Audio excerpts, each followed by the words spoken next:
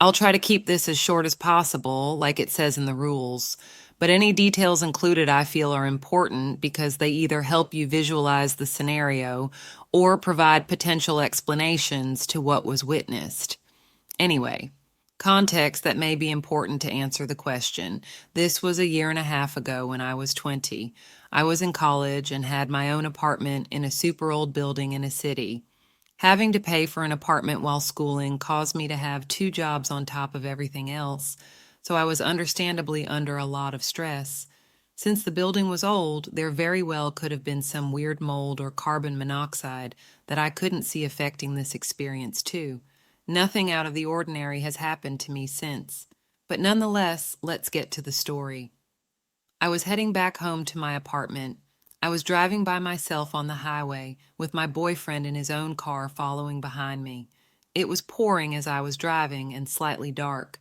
Visibility wasn't great. As young, reckless people do, we were racing a little on our way home. I was in the lead.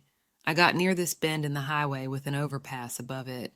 On either sides of me were concrete rail guards, and just up ahead in the road was a puddle.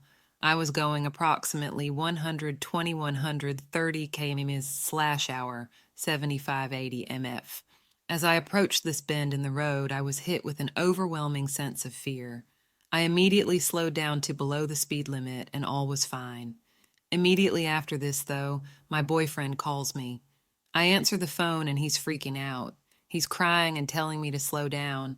I said I already did because I had a weird feeling and asked him why he wanted to tell me that. From his perspective, I was driving around the bend and did not slow down. When I hit the puddle, I hydroplaned, and he saw my headlights go toward the concrete rail guard to my left. Then in an instant, I was straightened out again like it had never happened at all. Both of us remembered this experience in detail.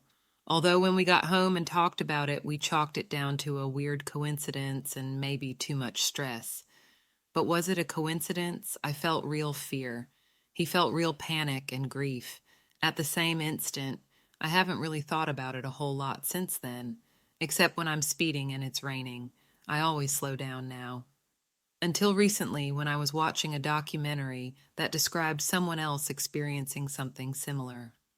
I won't go into detail about the documentary itself because I don't want to bias myself or any readers, but I'm just not sure anymore if it was a coincidence, a hallucination, or something even weirder.